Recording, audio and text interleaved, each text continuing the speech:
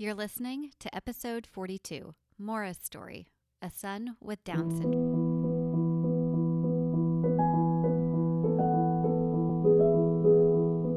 Hi, and welcome to the Child Life On Call podcast. When your child is sick, the whole world seems to stop in its tracks. Plans and priorities change, and your number one job becomes figuring out how to get your child well again. For some of us, rest, medications, and relaxation can do the trick. But for others, it takes more. It takes countless doctor appointments, invasive medical testing, therapy, surgeries, the list goes on, and then you still may not have all of the answers or results you were hoping for. This podcast features parents of children that have an illness or medical condition and gives them a place to share their own journeys and experiences. We will talk about the ups and the downs, the highs and the lows, but one thing seems to remain the same. Children are resilient and teach us more about ourselves and the world than we could ever imagine. Thank you so much for lending a listening ear and opening up your heart to these families and this podcast. I'm your host, Katie Taylor. Anything is possible, and the higher the bar you set, they will reach it. Yes, it's going to take some thinking outside the box, but once you kind of zoom out and realize there's a lot of people out there with incredible ideas, and there are no limits on what they can do. Hello, everyone. I am so glad that you are here today to listen to Maura's story. So I was chatting with her after we connected, and I was like, I don't know how I'm going to make it through this episode without crying, because Ryan is the stinking sweetest thing in the whole world. And so I just can't wait for you to hear the woman who created this amazing boy, Maura, and get to hear more from her. I know you're going to know what I'm going to say before I say it, so let me just get it out of the way. Please subscribe and follow along on Instagram and Facebook, Child Life On Call, and please rate and review this podcast if you haven't already, so it makes it easier for other friends and family to be able to find us and hear connections and other stories. So without further ado, I'm glad you're here today, and let's listen to Maura. Yeah, so my name's Maura Senneff, and my husband Jack and I have 3 little kids. Well, I guess they're not so little anymore. JP is 10, Ryan is 8, and Catherine is 5. And we live in St. Louis, and that's where I grew up. And Ryan has Down syndrome, and really has, the first 6 years of his life, had just a lot of chronic illness issues that people kind of just lump into Down syndrome. But I felt like, okay, what if we like zoom out and treat him like any other kid? How would we treat this, each of these issues? And it was a long list. But anyway, so he's doing amazing now. He's 8 years old and going into 2nd grade. And he's in a gen ed private school, pretty near grade level in every subject. Wow. He's riding a bike without training wheels. He learned that at age 6. He's skiing in the trees in Colorado, Beaver Creek this past winter. He went in the trees, and he was skiing at 3. Potty trained at 3, walking at 1.5 years. And that's not like, ooh, look at Ryan, because there are so many kids with Down syndrome that are doing way more than that. And so it's not a competition, but it's kind of more about where he came from and that rough first 6 years of life. Just, we can go into all that. But so it's kind of like a turnaround story and just a message of hope, because really anything can be improved or worked on. And so I think that's kind of how we got him where he is, just never giving up and kept searching.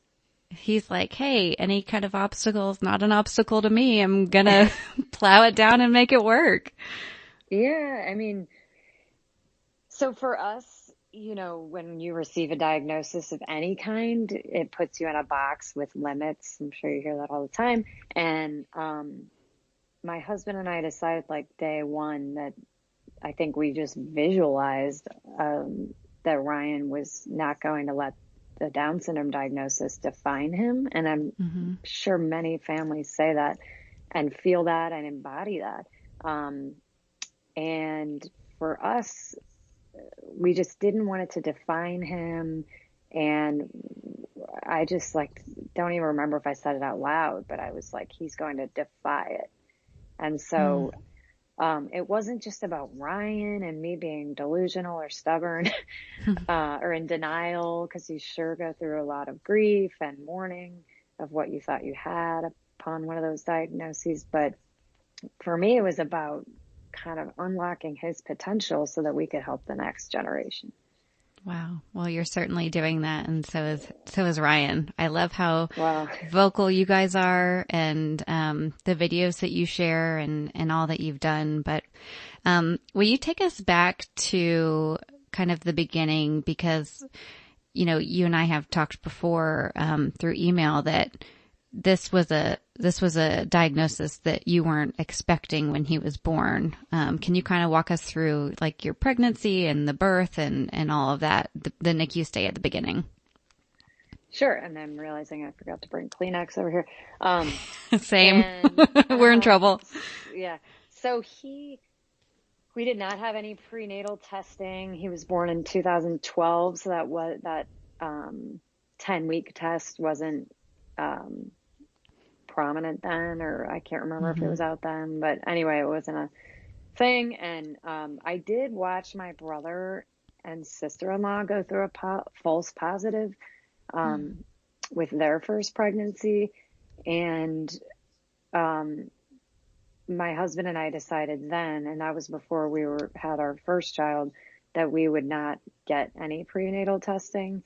So I guess there must have been some kind of test because she did something. I don't remember which exact test. Right. But anyway, I think we watched them have a pretty grave pregnancy, and it was a false positive. And even though they had learned that their son did not have Down syndrome, like still on the day of his birth, my brother would like looked at the doctor and was like, "So are we good?" You know, and so we just decided like all that's going to cause is anxiety, and what's the point, and whatever. So we never did any prenatal testing with our first two pregnancies. And our oldest was a healthy baby boy and, you know, latched right on. So I kind of knew what to expect on the second birth. Like, you know, like who's gonna, you know, what happens when they hand you the baby. And so I didn't have any markers on any ultrasounds.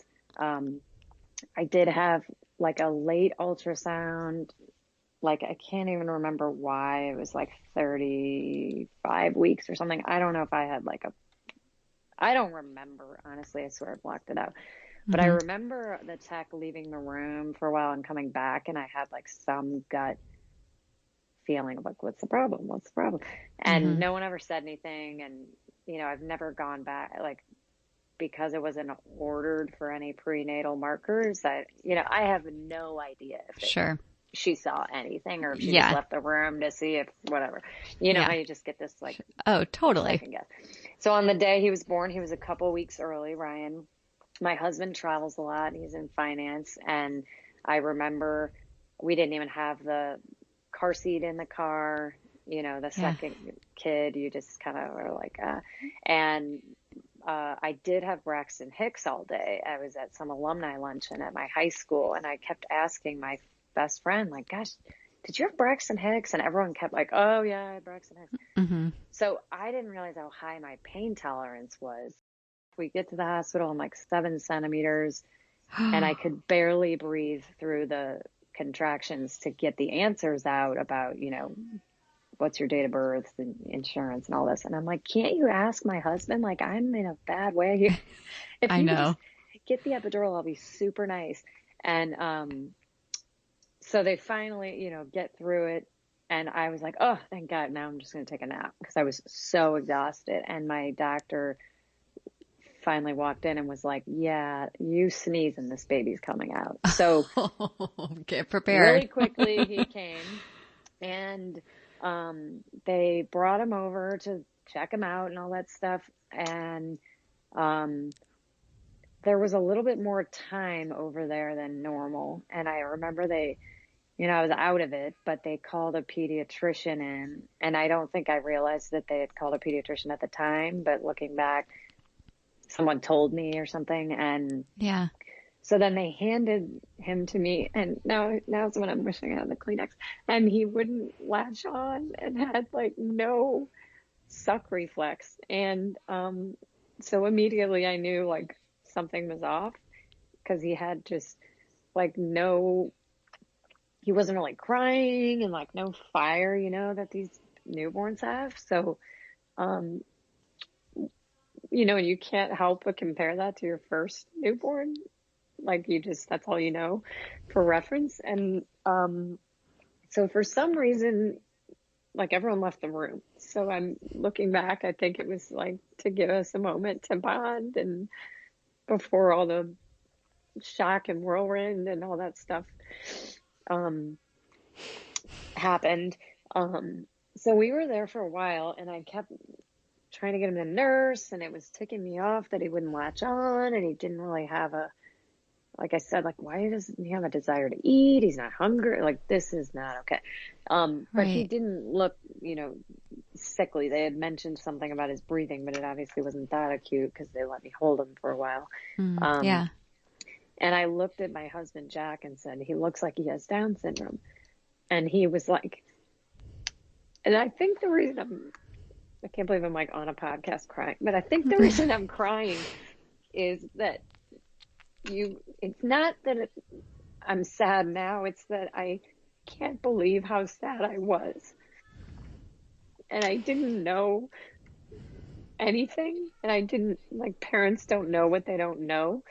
And, now I think of that day and I'm, I'm like, that wasn't a great day in terms of the shock, but I'm sad about,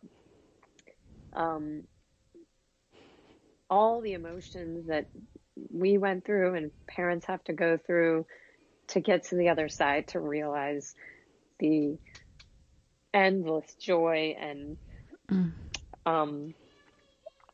powerful lessons and just victories and now how much joy Ryan brings us.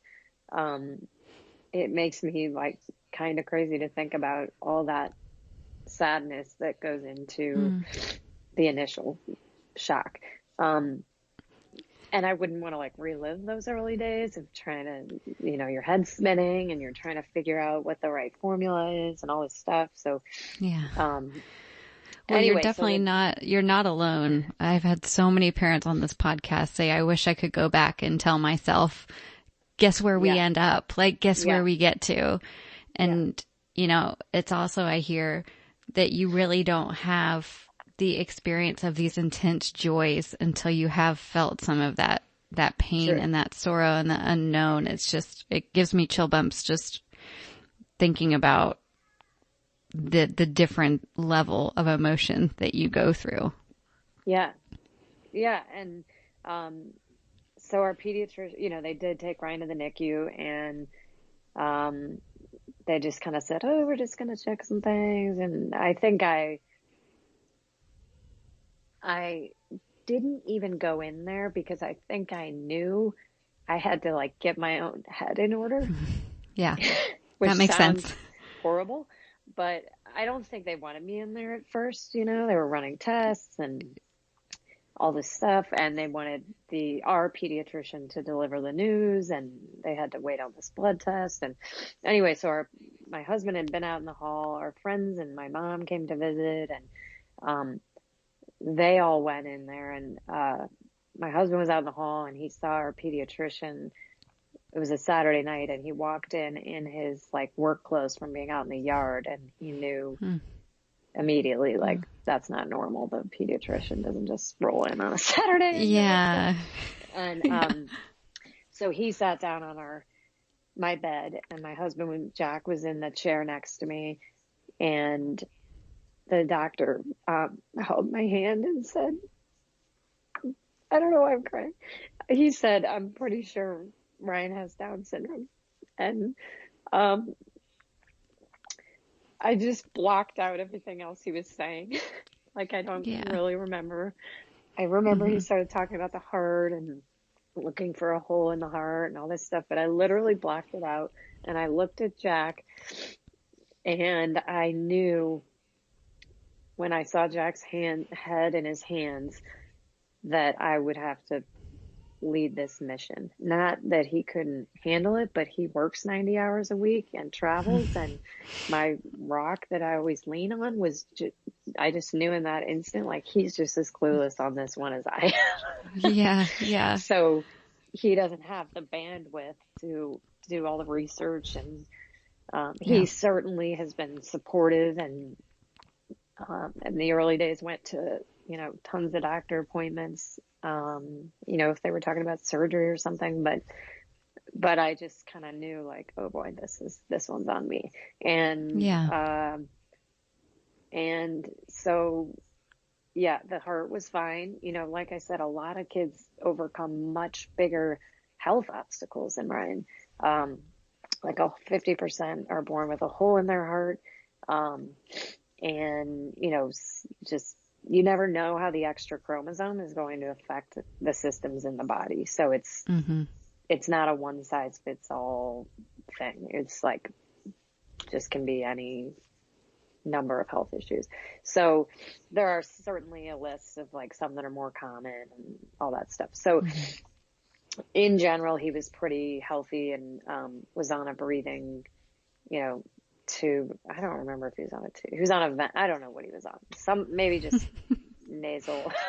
I blocked it out. Do you know what though? Like it's good to hear you say that, because when you're in it, it's like you're living minute to minute. It's like, Yeah. the amount of milliliters they just had and how much they puked. So it's like, it's a little bit of a relief to hear you say you don't Yeah. remember, because when you're in it, it is all encompassing.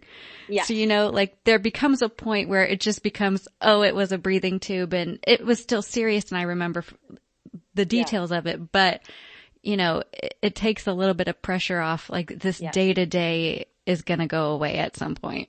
Yes. Yes. And the thing that the pediatrician said to us that I'll never forget, and I say this to new families of any, and it really, adults, kids, any diagnosis, is you have to mourn the loss of what you thought you had.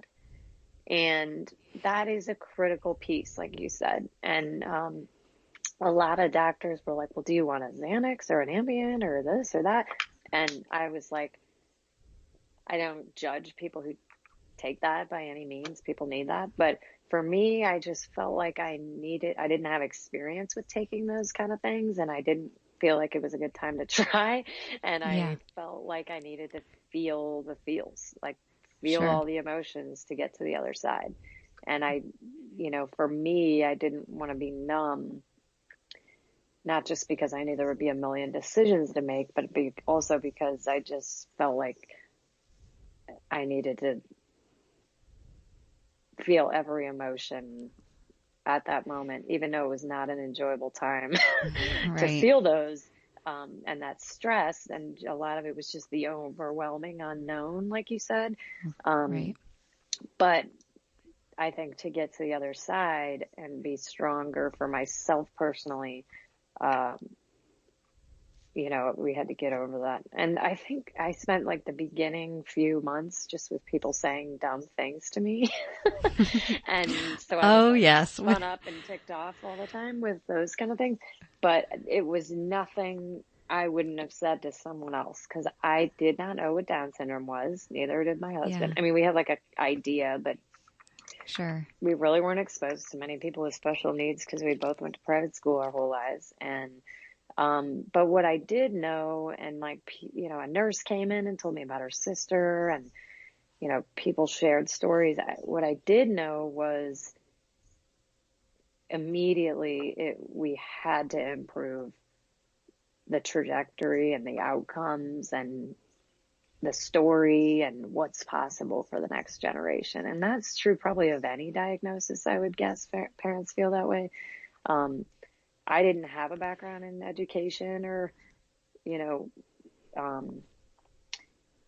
anything having to do with physical therapy or anything like that. Yeah. I Yeah. worked in medical device sales and pharmaceutical sales. So I knew a little bit about Western medicine, but I was not an expert in any way on any kind of teaching or anything, but I knew logically that anything could be worked on or improved. Yeah. And whether it was health outcomes or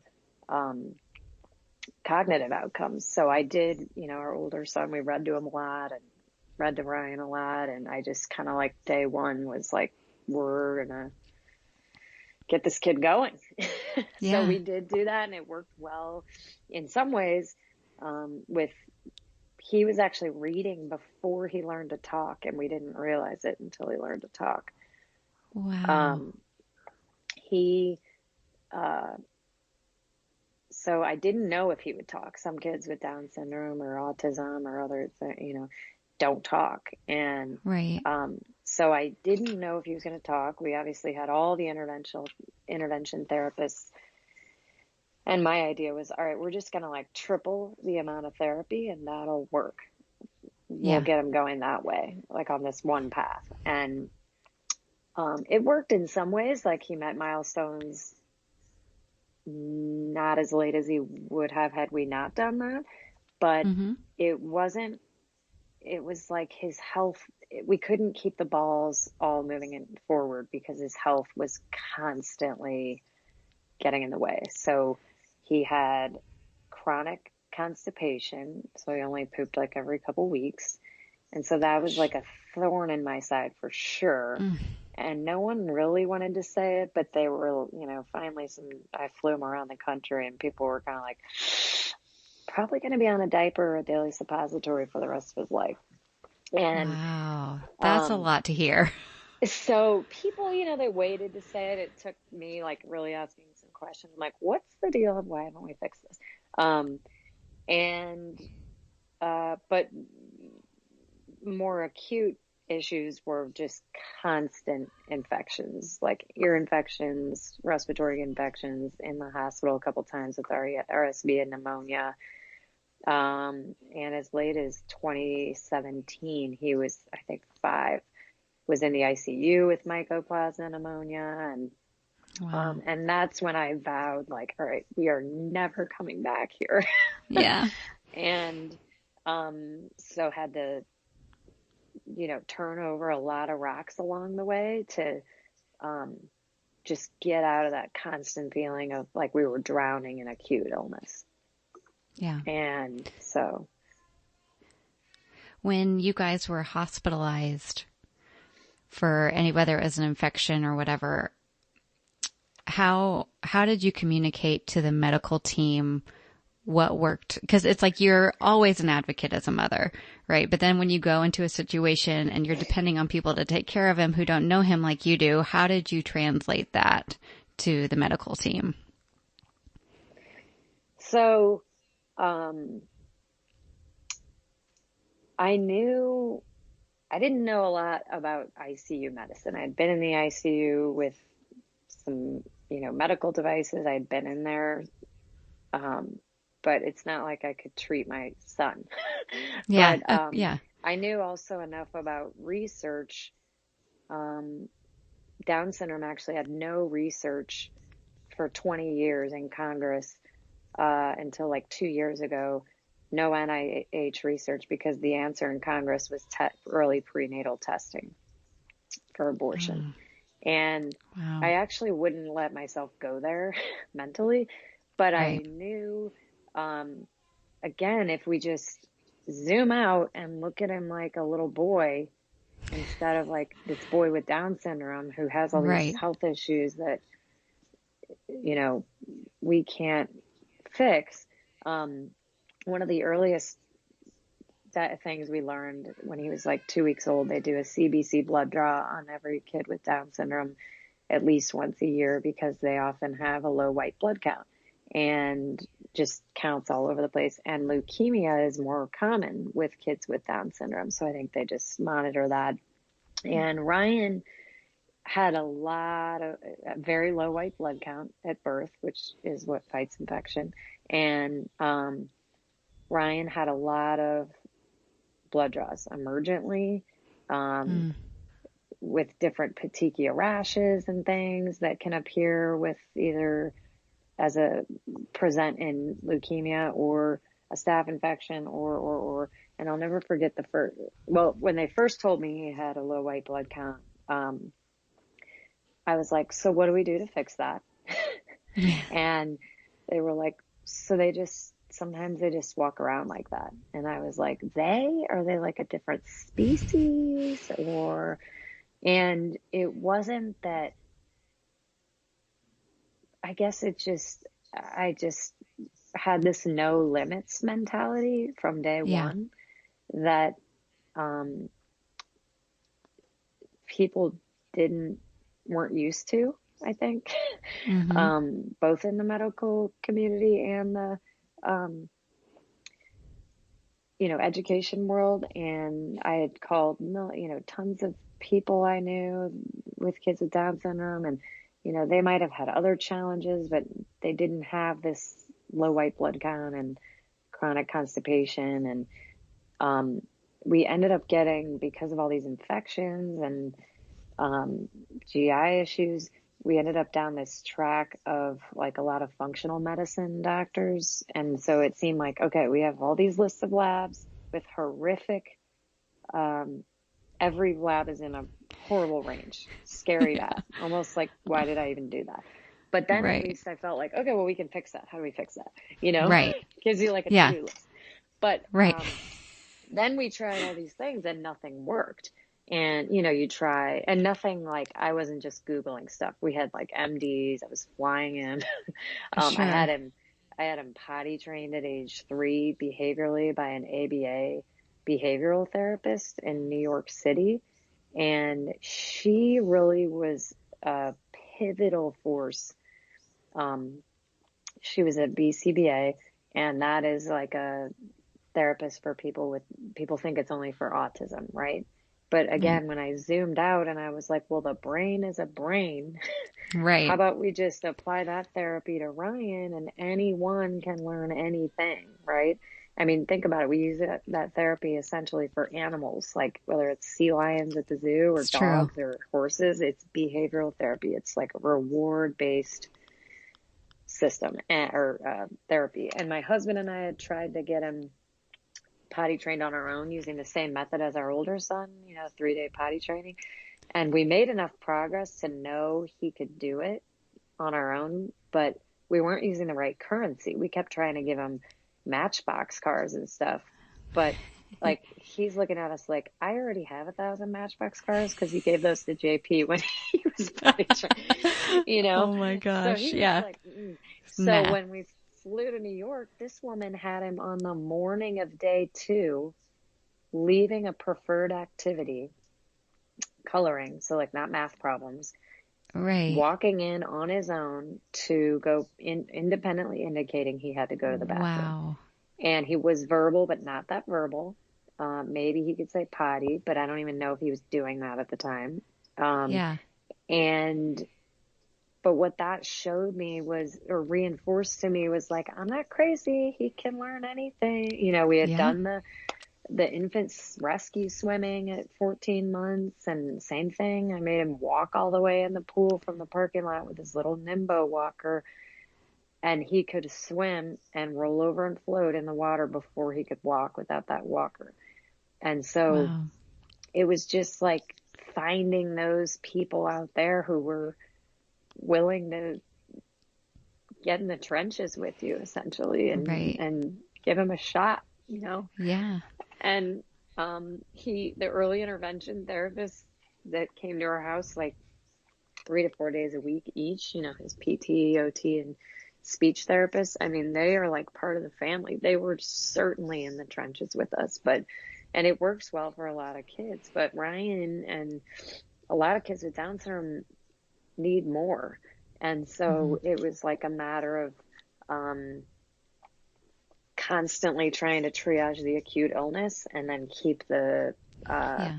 like skills moving forward. And there was definitely a lot of regression. And so it was just kind of this whirlwind the first 6 years until we've kind of found the right fit for him.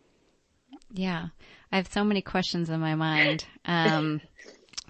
One of them is about, you mentioned when people say the wrong thing to you, and I'm sure it comes with practice and patience and self-reflection like anything else. But for a parent who is just starting out with a baby with Down syndrome or another chronic illness of some kind, and people say the wrong things, how did you process that stuff? How did you respond? Like, how did you deal with that?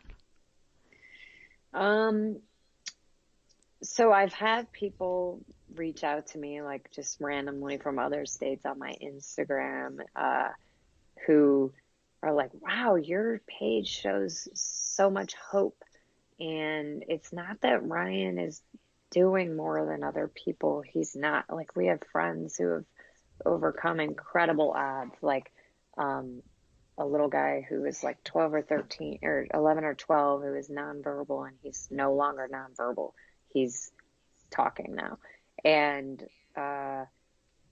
another little guy who is in Kansas City who's Ryan's age, and he's like skiing way better than Ryan. His mom's a PT, and I'm like, you don't realize how lucky you are, you're a PT.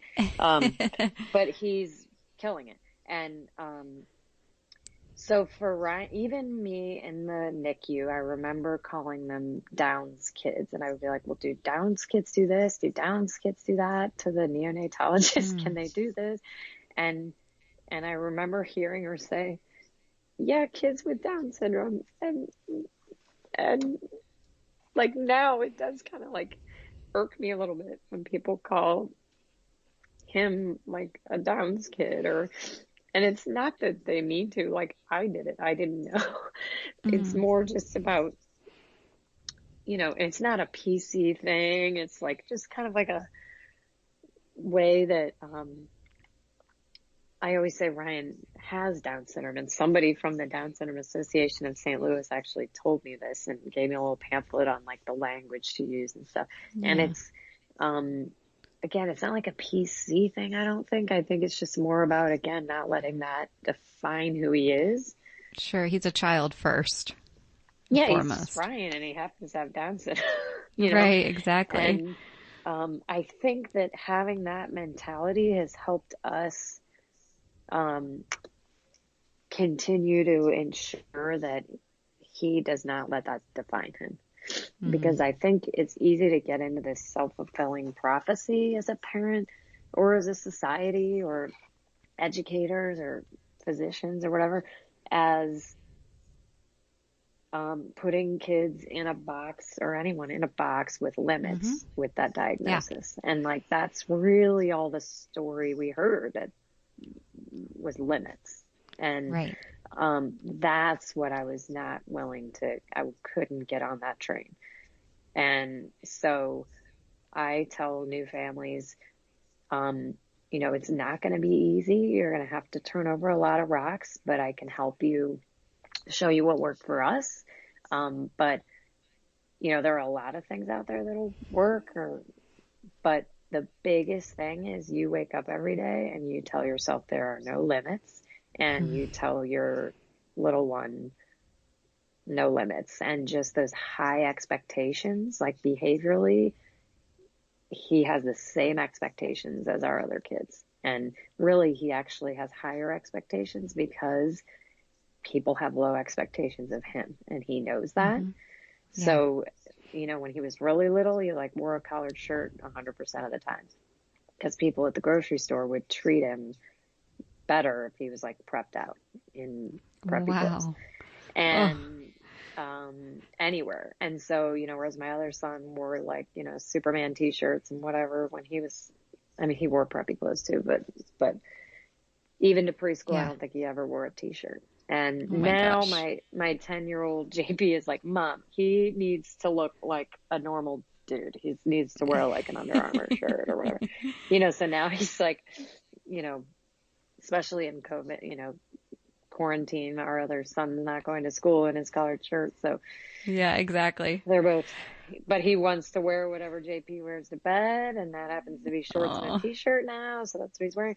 But his behavior has to be pretty dang near perfect. And even his head of school called me in right before COVID, January, February, and said, Maura, he's in a typical gen ed school and he has some private therapists that go in.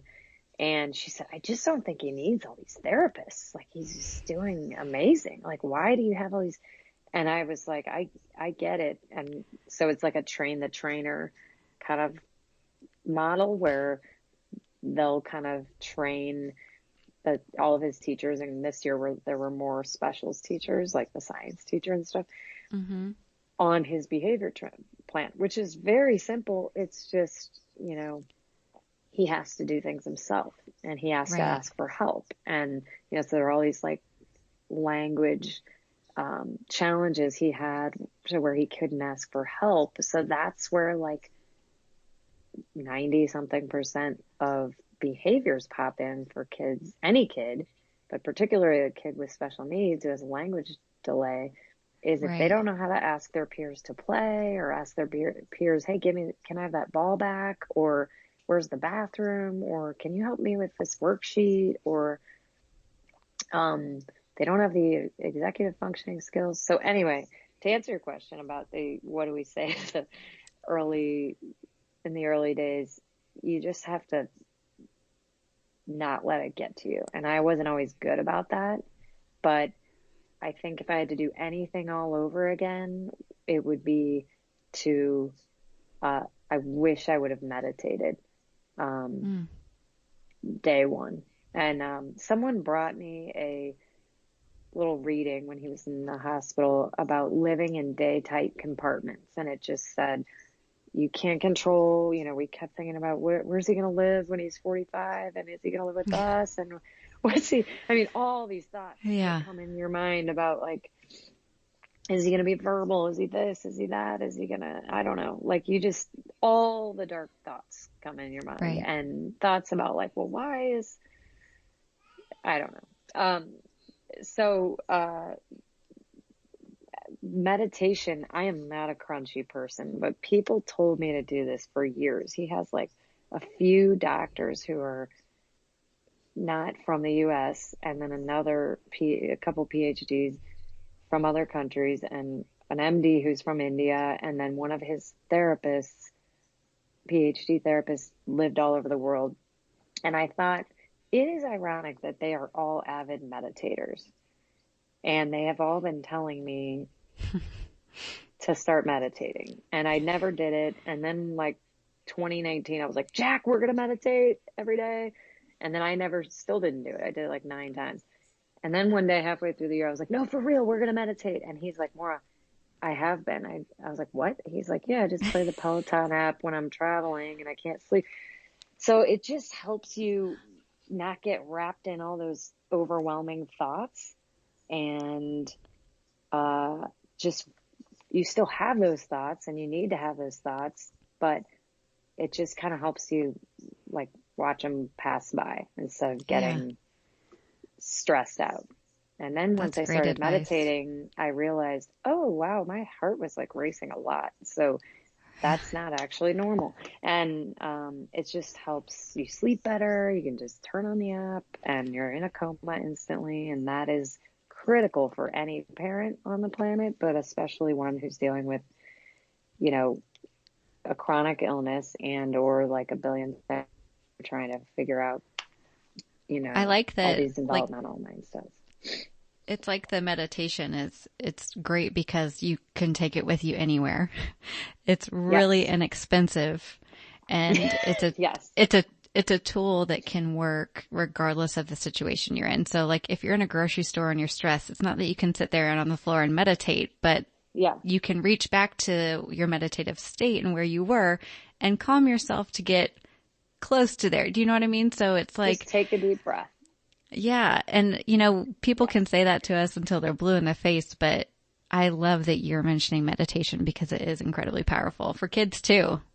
Our kids, it's funny you say that, have started doing it with us. Mm-hmm. And again, we do not sit in the middle of the floor. We don't have a meditation room. We're not like on pillows at noon with, sitting cross-legged. It's like 10 minutes in the morning before you get out of bed on your little app and 10 minutes at night. And, a lot of times I don't do it in the morning, but I should. But when your three kids are all talking to you at the same time, and in the back of your mind is not only the list of the, doctors you need to call after you make all these lunches and this and that, Yeah. Yeah. it's hard. I was snapping at my kids a lot, and Yeah. it has really helped with that and being more patient. And my kids now ask to do it before bed, especially the Wow. younger two. And Catherine, our youngest, went through a crying phase, and I think they all do, but she was like 5 when she was going through this, and it wasn't at school. It was just at home, like these tantrums, and we started doing it with her, and it helped a ton. Just Wow. not like, hey, tantrum equals meditation. We would just do it proactively before bed, and it just helped her stay in bed and stay calm, and just I kind of tell them it's a life skill. It's like a tool in their toolbox that none of us Mm-hmm. got when we were growing up in the 80s, Yep. or at least I wasn't. Yeah, exactly. And so this is another tool. And my oldest actually, he doesn't do it as often, but I did turn on the Calm app, and he thought it was cool that LeBron James, the basketball player, had a whole series, and it was about, That's cool. um, like people think that my jump shot or my workout or my nutrition or this or that is like the key to my success. He's like, honestly, it's about calming the mind. And he talks Wow. through about different games and, some tied game with a minute left, blah, blah, blah. And he's like, they Yeah. called a timeout, and you'll see me on the TV, like sitting there with my head, just getting in the zone. And so, Wow. An um, adolescent can for sure relate to that, right? If you see one of yeah, your idols doing it in that kind of a situation. yeah. So I don't know. I just think it has helped me manage stress, and also honestly, like think more clearly, Yeah. and problem solve much better than Hmm. when I always say at the beginning, my head is spinning. My head was spinning. And so that's the other thing I tell new families and new parents, because, they're like so sad, and they're like, is this normal? And I can't think. And one mom's like, I've been having these panic attacks, and I'm like, that is normal. It is normal. And it is, Right. I can't say I had a panic attack, but I can tell you that stress and that feeling of your head spinning, I have been there, and it is not fun, and you do not need to stay there. The number one thing is to start meditating, because you have to be able to breathe and think about triaging 19 things at Right. once. Right. That's a good way to put And it for sure. so I don't know. And then also I don't know, I read some book about it, and it was saying how moms of kids with chronic illness show stress on their brain. So I think that was honestly Mm. what made me really kind of like, okay, we're going to do this. Right. I don't even want to Exactly. know what my MRI looks like right now. Yeah. It's true.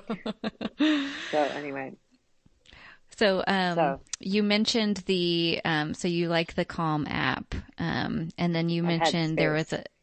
and Headspace, and then you Hmm. mentioned the St. Louis, is it the Down Syndrome Association, and what other resources, really have helped you guys throughout his 8 years? Um, so St. Louis Children's Hospital has been huge. A lot of his specialists are like family there, especially when we were like living there triaging all these acute illnesses all the time. Um, Mm-hmm. but we've also found some, uh, so when we did that potty training weekend in New York, I realized that ABA, behavioral therapy, is the key to life. And so anyone listening to this who has any child with genetic abnormality, or even just like a health diagnosis that Mm-hmm. requires them to relearn some skills or keep their skills up, can use behavioral therapy in terms of retraining the brain. And so I think that's the biggest message that I also tell new families is the brain is not fixed. And so it is malleable and it molds with experience. So the more you put in and use it like a muscle, the better the long-term outcomes with any human Right. on the planet. So Yes. people think this ABA is only for kids with autism, but again, it can be used for like any human. I could use it. I'm always late. I could use a little plan. But for kids with a severe language delay, of course, speech therapy is part of the early model that works, right? Early Right. intervention model. But I think that applying that applied verbal analysis subspecialty of ABA is critical, intense language acquisition that will close the gap on a lot of those language delays that A, cause behavioral issues, or B, just the kids can't communicate their needs, so people don't think that they understand. Or Yeah. and if you think about it like an IQ test, what is that? Any immigrant, you would have like a neuroscientist or something, but if English is not their first language and they're not great at English, but they're brilliant, they're going to bomb an IQ test. Mm-hmm. Yeah. So with Ryan, like, who cares about like an IQ test? But my point is, it's all about like, how do we get him to communicate what's inside Right. and also communicate, like for example, on a reading comprehension test, sometimes he could answer the correct multiple choice question, but he couldn't verbalize the right answer, right? Mm-hmm. So our goal is not to have him have accommodations his whole life with multiple choice questions. It's to close the gap on that language deficiency. Okay. So for us, the applied verbal analysis subspecialty of ABA has been critical. And Mm-hmm. I think also, if there was another thing I was to start at the beginning that we didn't start till he was like 5 or 6 is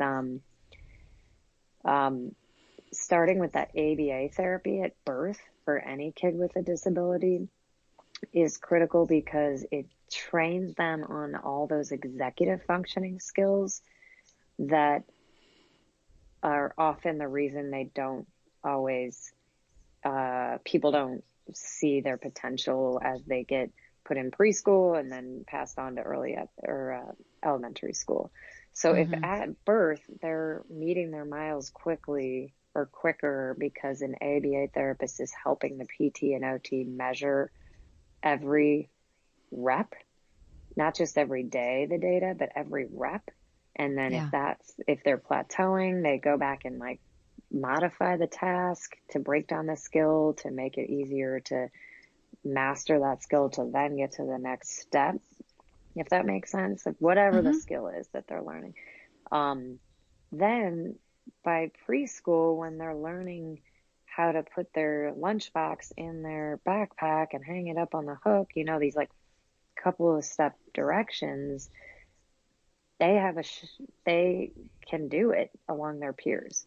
But Right. I think what happens is with just PTOT and speech, they are working on those. Of course, he had therapists working on all those multi-step directions his whole 6 years until we started ABA, but he needed more. I think Mm-hmm. they would all agree that it was like he was progressing, but once we added in that step, that's what was critical. So if I had to do it all over again, that is the fastest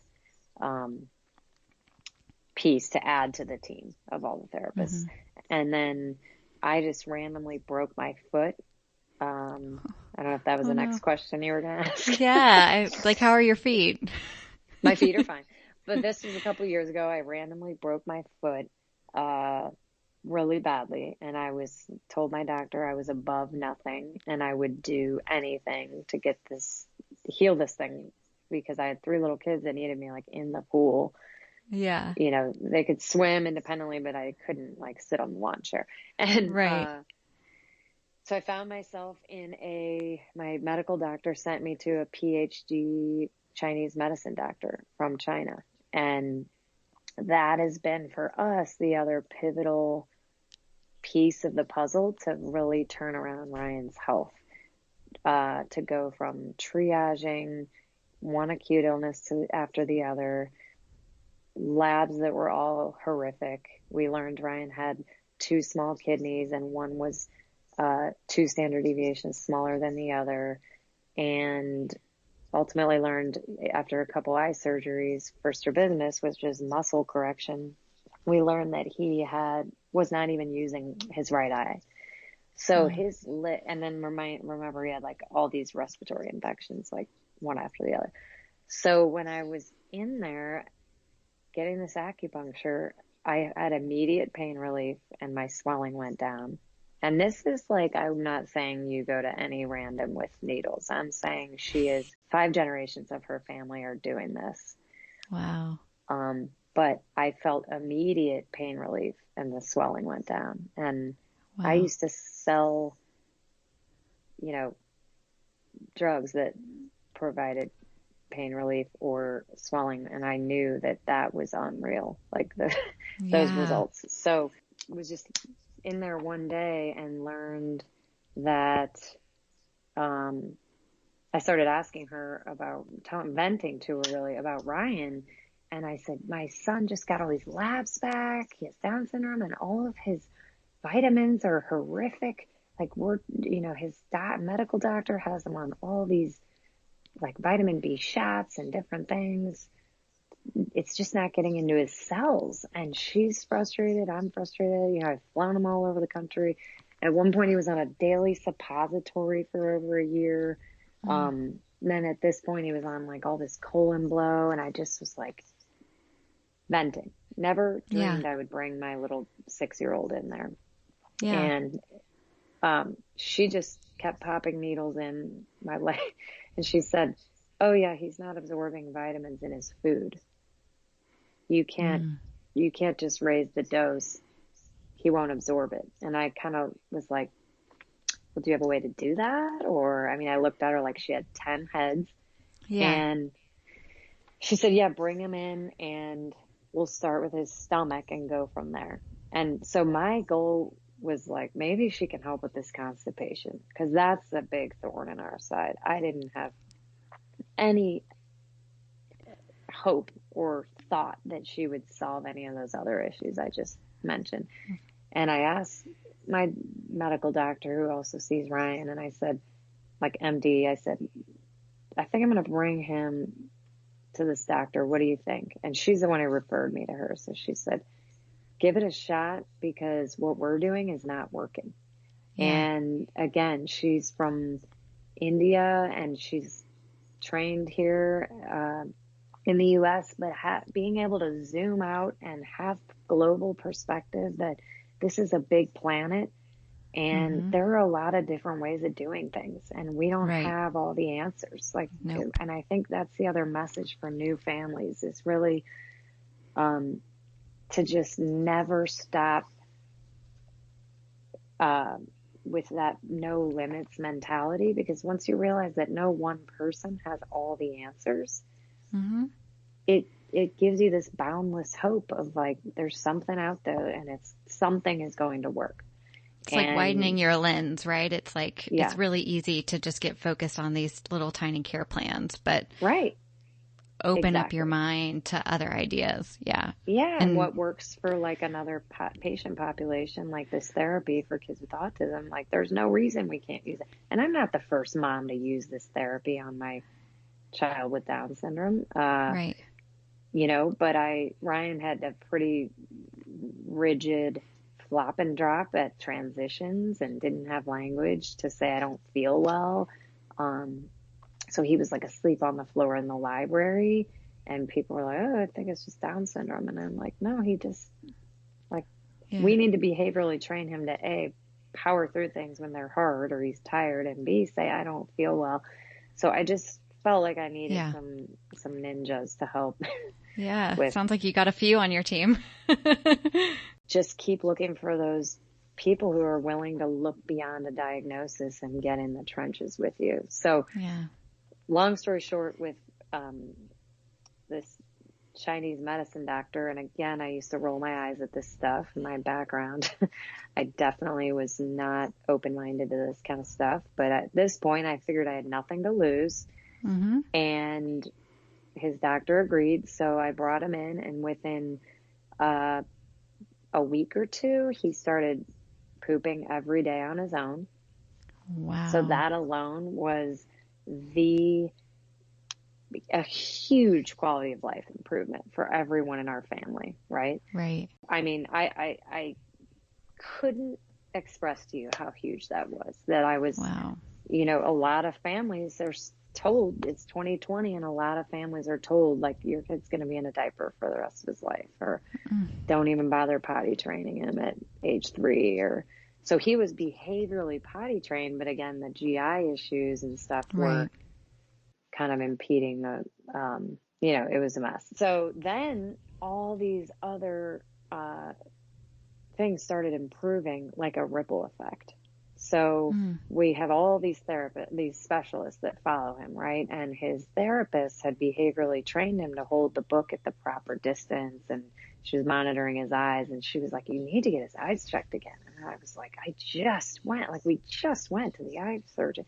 Mm-hmm. So I went in there in my crutches and my boot with 3 kids, and he's, they did all the measurements and everything, and he stopped and looked at me, and he goes, this is a world-renowned eye surgeon. He said, what are you doing for Ryan's constipation? I said, oh, you're not going to believe this. Crutches, boot, broken foot, Chinese medicine, PhD. And he said, Ryan's farsightedness just improved by 1/3. Wow. And that was June of 2018, and I think he had been in the eye doctor in March or April. I can't remember. Oh I'd have to my look at the chart. gosh. And so I said, so do you think I'm crazy? He said, no, keep doing that. Like, Wow. whatever you're doing. So then the next checkup, again, they were like, what are you doing? His vision had gone from 20/70 to 20/30. Oh my gosh. So, and then mind you, he had these kidneys that were way too small. His liver function was horrific. All his labs were horrific. So we had gotten these lab draws. We did them routinely for his thyroid. He had hypothyroidism. And also we were always monitoring the blood counts with the CBC and stuff. So in 5 weeks after we started going to her, his labs were all in normal range. I mean, it just shows you like literally everything is connected. You know, treatment for GI can affect this, I mean, yeah. So he finally started absorbing vitamins in his food. And so when we got that first set of labs back, his MD, who's incredible, by the way, this is another huge resource, and people do fly all over the country to see her. It's Palm Health in St. Louis, and they're functional medicine doctors. And she said, with tears in her eyes, she looked at me and said, Maura, I don't think you understand how much stuff he was on just to stay out of the ICU. Wow. And so his labs went from scary, horrific, every single one, barely hanging on, we're just trying to keep him out of the hospital, to, I'm not just talking sick, I'm talking like rash sick, like, is this, we're going to the ICU. And she was like, this is incredible. So his vitamin B, he had been on like B shots, this, that, nothing was getting into his cells. And all of a sudden on this lab, it was through the roof, meaning he didn't need those supplements anymore. So we just, slowly and safely took him off. So then he's all of a sudden on nothing. Yeah. He is pooping every day on his own, which that alone was like a huge life improvement. So his labs are all of a sudden in normal range. And then his thyroid dose, he was on a thyroid pill every day for like a person like 4 times his size. I mean, it was very high dose, and it came down. It has come down a few times, which never happens. Also, vision in kids with Down syndrome, when that eye doctor started telling me about his eyes improving, I mean, I expected him to say they were worse. I mean, kids get cataract surgeries at like age 8 with Down syndrome. I mean, vision really never improves. Yeah. I don't want to say never, but it's not common. And so all these things started improving, and then his kidneys are now the same size and growing normally for his size and age and weight. So Wow. that was like mind blowing to the urologist and all of his doctors, really. It just makes me And wish that we had that kind of medicine in every single children's hospital and hospital, like if they could just work together. I know. It doesn't have to be so different. I know. And apparently, so that's like the other thing I'm always saying to her. I'm like, wait, hold on. Why are you not on CNN? Are they researching this? Like, what do they do? Why don't people know about this? Like what's happening? And she was like, well, you know, who pays for all the research? So, I know. And it's true.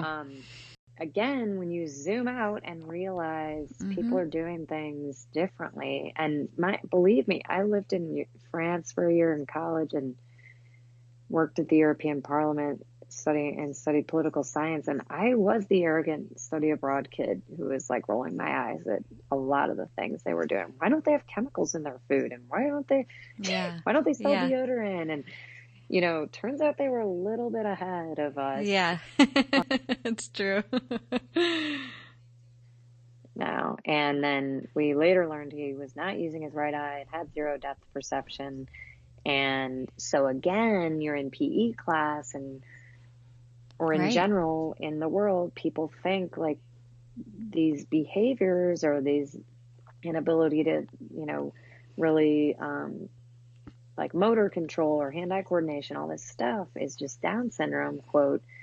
But really it's like, well, what if we get the brain and the body to connect and things are all moving in the right direction? So now he has binocular vision, his depth perception is at age level. And so literally every category, and then he has not been sick in 2 years. He did not get influenza A the last 2 winters when it went around his class, and he did not get the stomach flu the last 2 winters when it went around the class.